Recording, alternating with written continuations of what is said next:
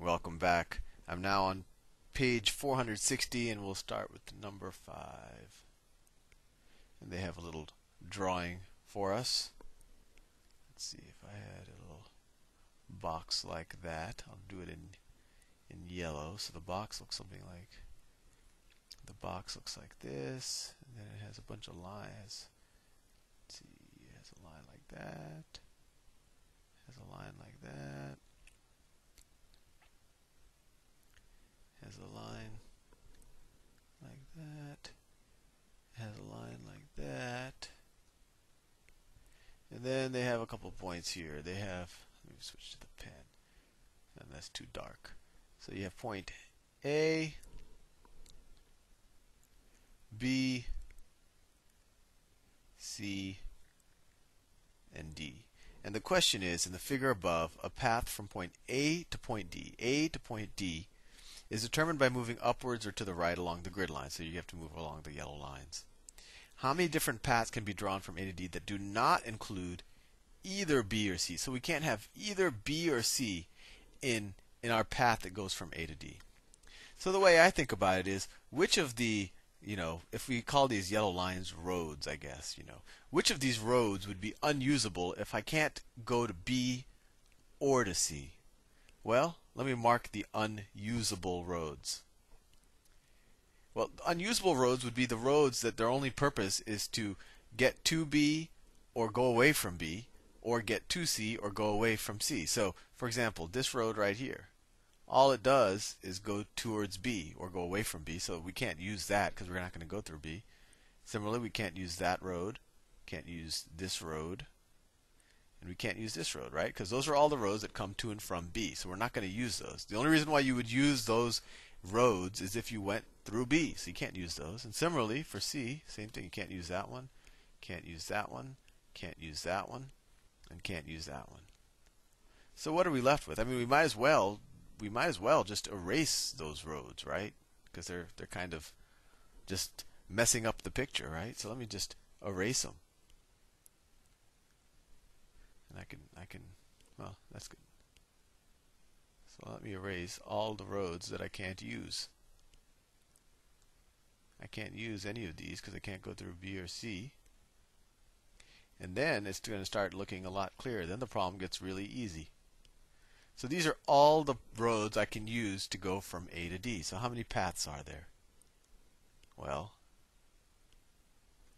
I can go, that's one path, one. I could do this, 2 paths, 3 paths, 4 paths. And that's choice B. I hope I'm right.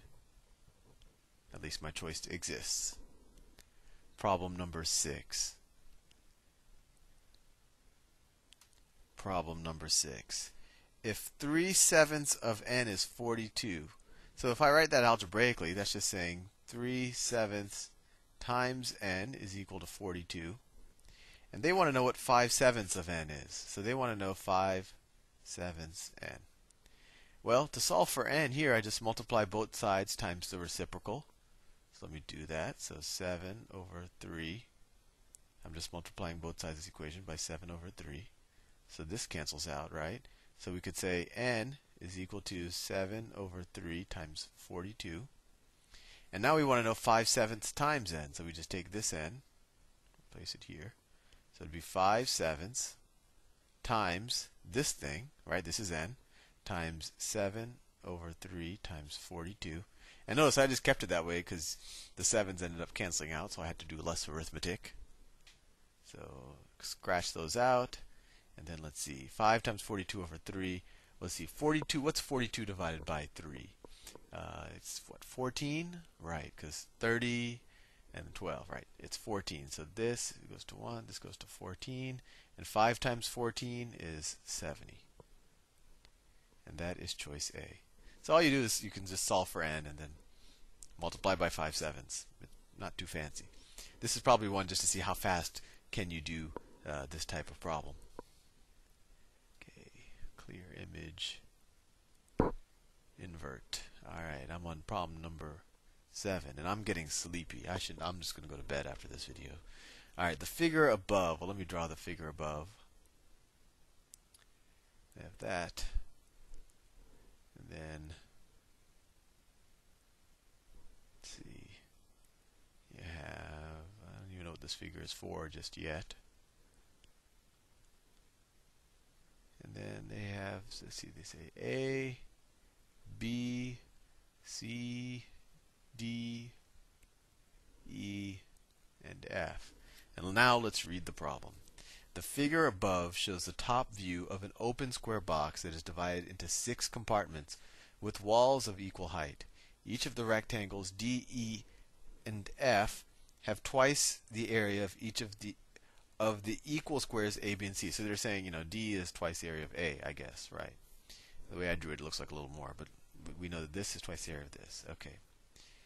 When a marble is dropped into the box at random, so it's kind of being dropped from above into this box, it falls into one of the compartments. What is the probability that it will fall into compartment F? So the way you really just have to think about it, okay, the marble has an equal chance of falling anywhere on this square. And so if you want to know the probability that it falls into F, you just have to figure out the fraction of the area that F is of the entire square. So if we said that A has an area of X, then B also has an area of X, and C also has an area of X, and they told us that these are twice these, so this would be 2x, this would be 2x, and this would be 2x. So the total area would be what? It would be x plus x plus x, so 3x plus 2x plus 2x. So these three are 6x plus 6x. So the total area is 9x, right? 9x is the total area of the box. I mean, we don't know how big x is, but 9x is the total area of the box. And f is 2x, right? F right here is 2x. So the area of f over total area, I don't like this toothpaste blue color, but we'll deal. So the area of f, I wrote here before I scratched it out, is 2x over the total area is 9x, and the x's cancel out. So f is 2/9 of this total, I guess, box's area. So there's a 2/9 probability that a marble dropped randomly on top of this box with kind of a uniform distribution anywhere in the box. There's a 2/9 chance that it will fall into, I guess, cubby E. Sorry, cubby F. And that's what they ask us in the question. And actually, it would also be a 2/9 that would fall into cubby hole E because it's the same area. Okay, problem number 8. If A and B are odd integers, which of the following must also be an odd integer? Oh, these are fun.